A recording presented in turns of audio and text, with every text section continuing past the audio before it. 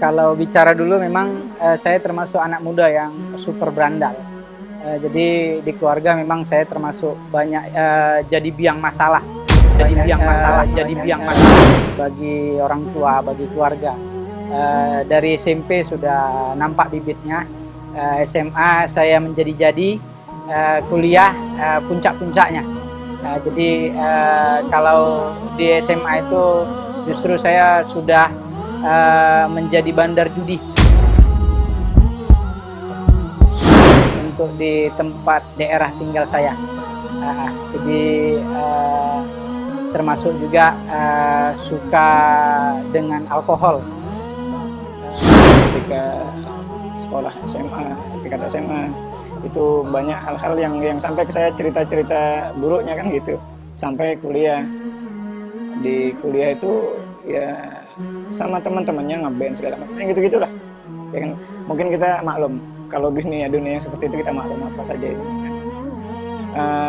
Tapi alhamdulillah setelah itu ya seperti sekarang jadinya. Ya sudah jauh lebih baik.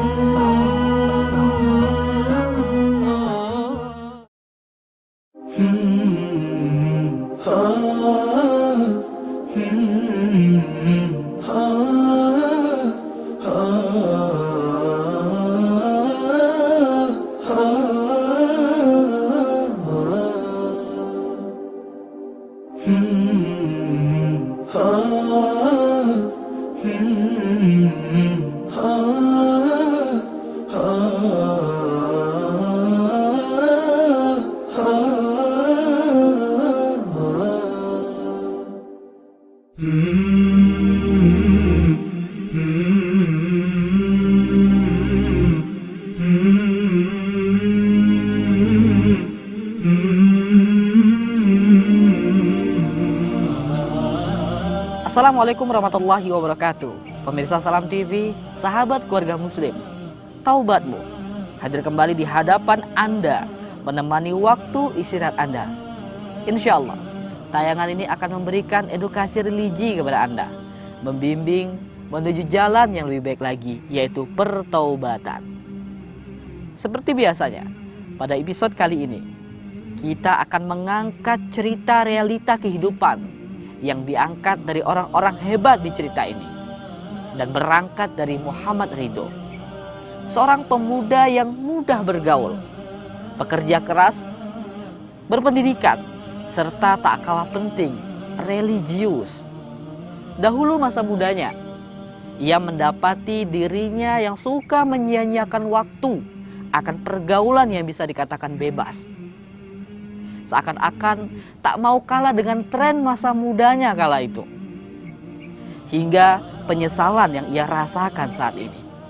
Kini Muhammad Ridho lebih berkomitmen untuk menjadi lebih baik lagi dan sibuk dengan komunitas yang didirikan bersama rekan-rekannya, Medan Bergerak, atau yang disingkat dengan Merger.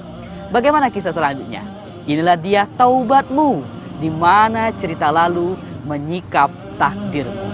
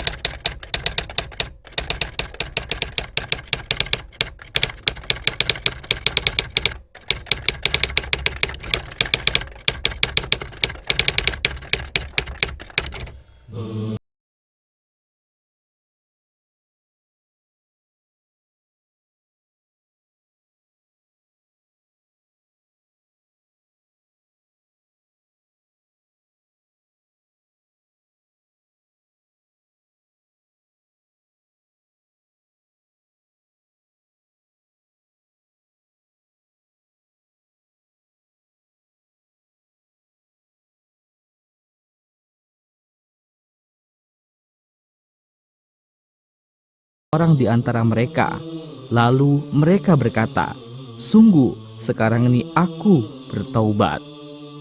Dan tidak pula diterima taubat orang-orang yang mati dalam keadaan kafir.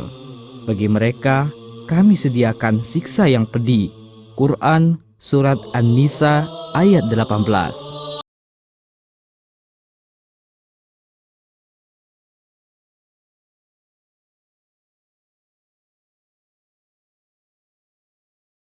Biasa, bila kegiatan bersama komunitasnya sedang vakum, Ahmad Ridho, pemuda berusia 38 tahun silam ini, kesehariannya menyibukkan diri dengan aktivitas pengembangan usahanya, yakni menjual busana muslim untuk para orang tua dan anak-anaknya.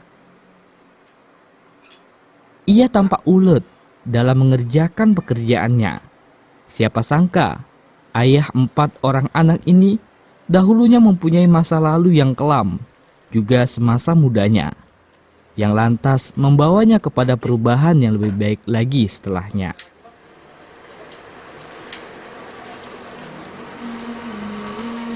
Kalau bicara dulu memang saya termasuk anak muda yang super berandal. Jadi di keluarga memang saya termasuk banyak jadi biang masalah. Jadi biang masalah bagi orang tua, bagi keluarga. Dari SMP sudah nampak bibitnya.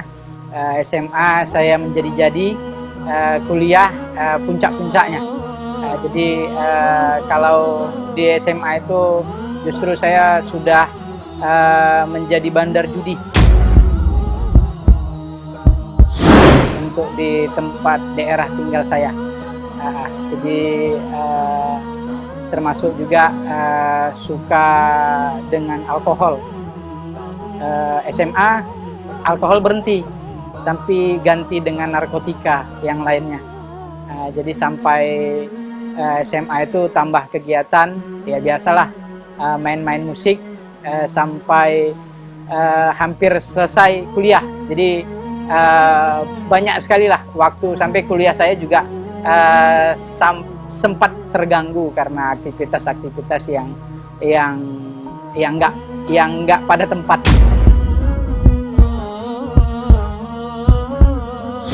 Menyesal, sangat-sangat menyesal dengan apa yang sudah saya lakukan. Ya banyak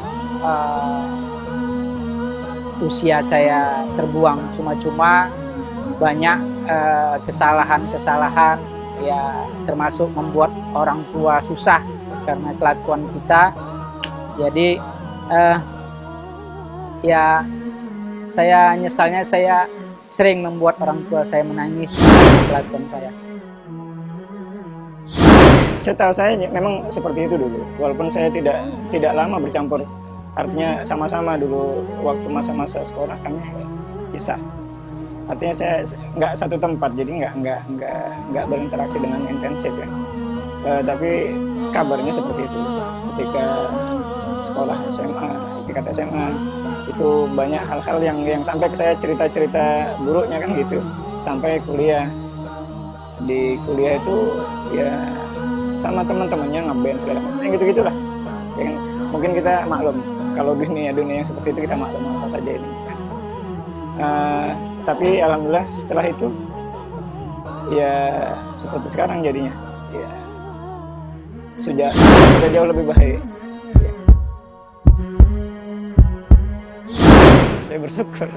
Saya bersyukur sekali. Justru kalau dari sisi mengenal kebaikan, insya Allah ya saya termasuk yang terakhir dalam keluarga. Arti mengenal sunnah itu saya termasuk yang terakhir ketimbang adik-adik saya. Justru dia duluan ketimbang.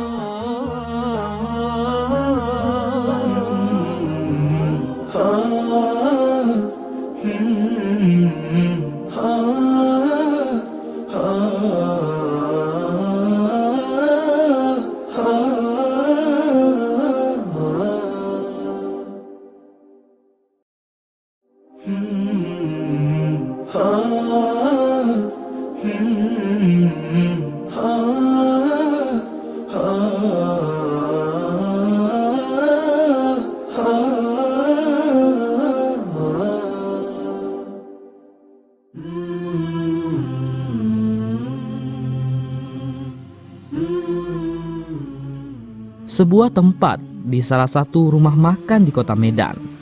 Disinilah ia dan para komunitasnya Medan bergerak atau biasa yang disingkat dengan merger, kerap kumpul guna mendiskusikan hal-hal yang akan dilakukan ke depannya.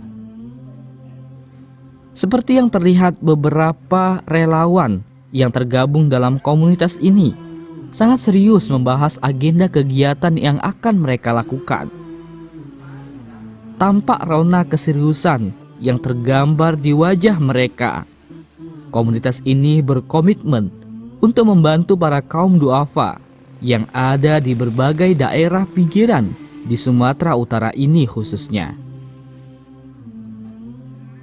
Kali ini mereka juga telah mempersiapkan paket bantuan yang akan diberikan kepada para penerima bantuan yang sebelumnya sudah mereka survei dan layak untuk menerima bantuan tersebut. Jadi relawan umat Islam.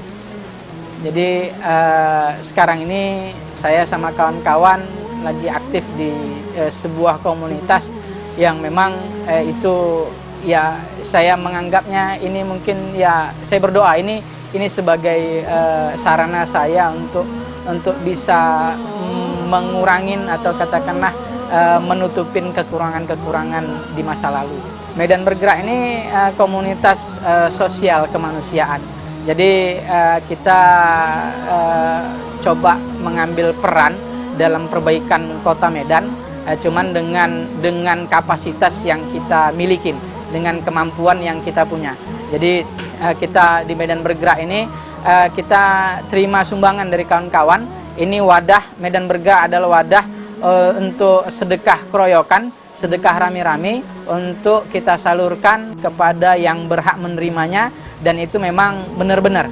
Jadi kalau misalnya orang susah itu di Medan banyak, tapi yang kita pilih, yang Medan Bergerak pilih itu memang yang memang betul-betul susah. Kalau kerja-kerja Medan Bergerak itu ya banyak yang mensupport. Terus kenapa kita buat wadah di semacam komunitas Medan Bergerak itu sebetulnya pendiri Medan Bergerak termasuk saya, kita ada 6 orang. Itu kita pengen lebih.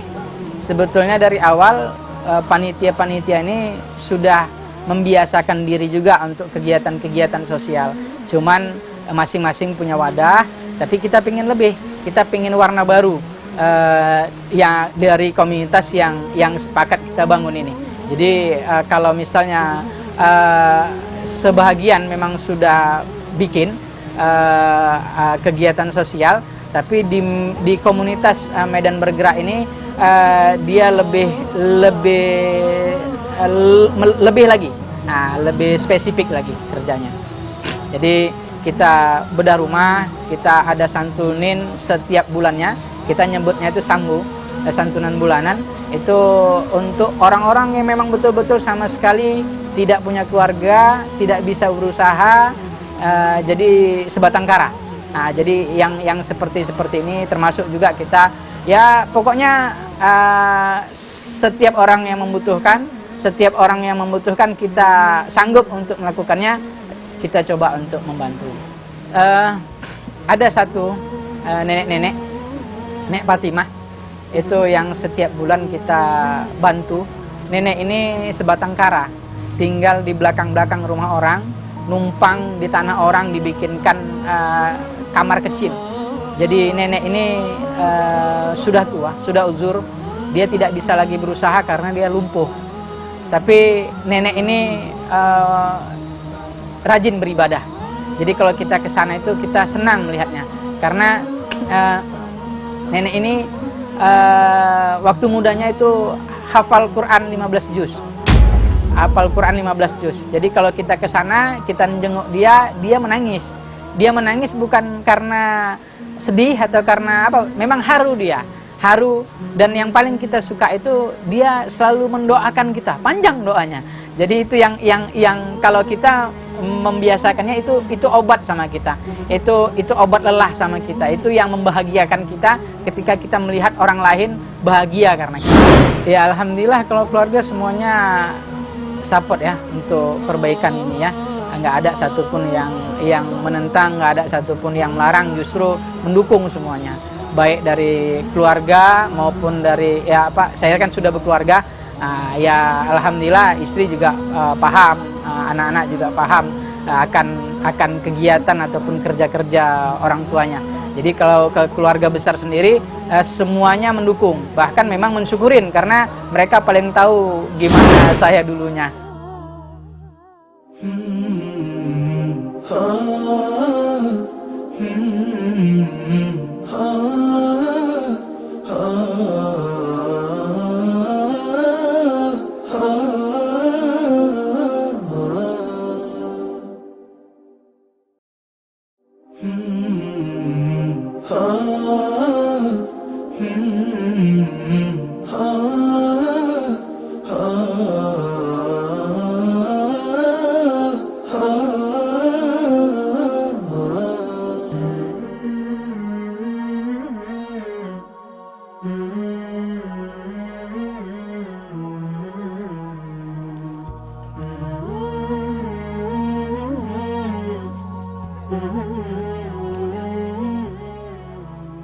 Masya Allah, sungguh mulia apa yang dilakukan Ridho bersama komunitasnya, Merger ini. Mereka merelakan waktu mereka untuk melakukan kebaikan walau jarak dan akses yang ditempuh tidaklah semulus cita-cita mereka. Di sini mereka memberikan bantuan langsung paket sembako dan bantuan lainnya kepada kaum duafa yang memang sangat membutuhkan dan tidak terperhatikan oleh lingkungannya. Bukan itu saja, mereka juga peduli dengan kenyamanan tempat tinggal para keluarga yang juga luput dari perhatian sekitar. Ada beberapa rumah yang memang sudah sangat layak untuk mereka beri bantuan. Rumah yang sangat tidak layak untuk ditempati, tidak nyaman dan malah menimbulkan penyakit adalah perhatian khusus dalam pemberian bantuan ini. Seorang kakek tua yang tidak dapat melihat ini berkesempatan untuk mendapatkan bantuan dari komunitas yang digalang bersama oleh Ridho dan teman-temannya. Mereka sangat peduli dengan tempat tinggal kakek tua ini. Berawal dari laporan dari relawan, rumah ini sudah sangat layak untuk diberi bantuan.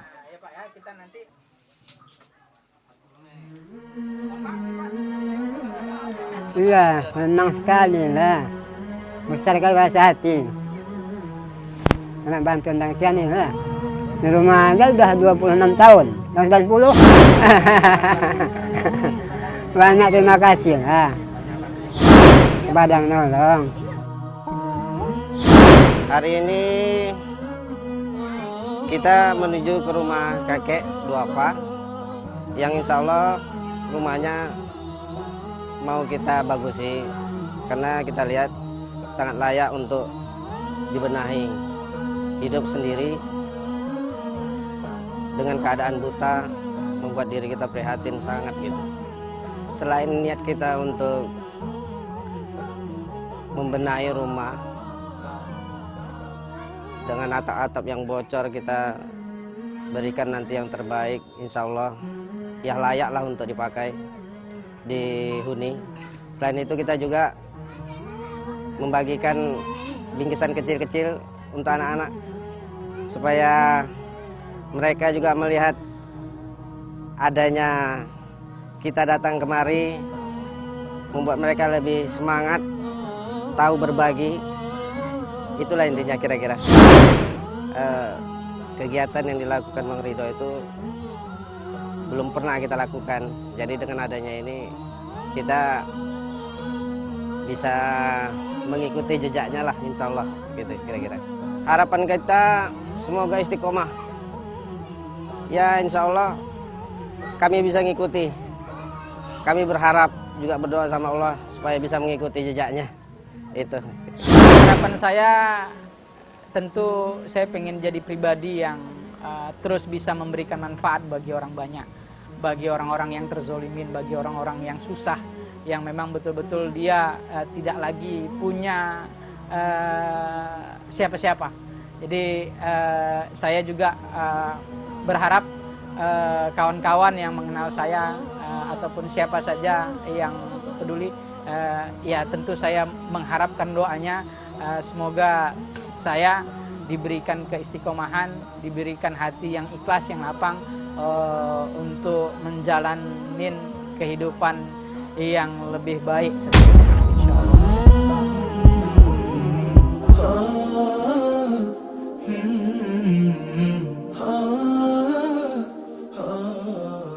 Kita tidak pernah menyangka apa yang diamanahkan kepada kita.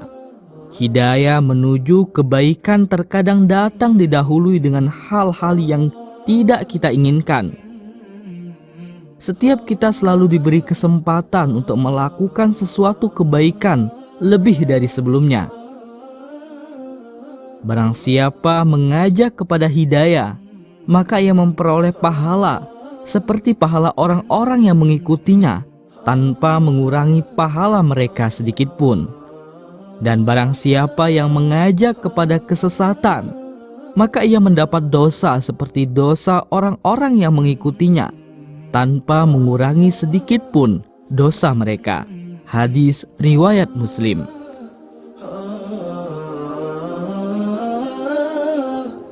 Alhamdulillahirrahmanirrahim.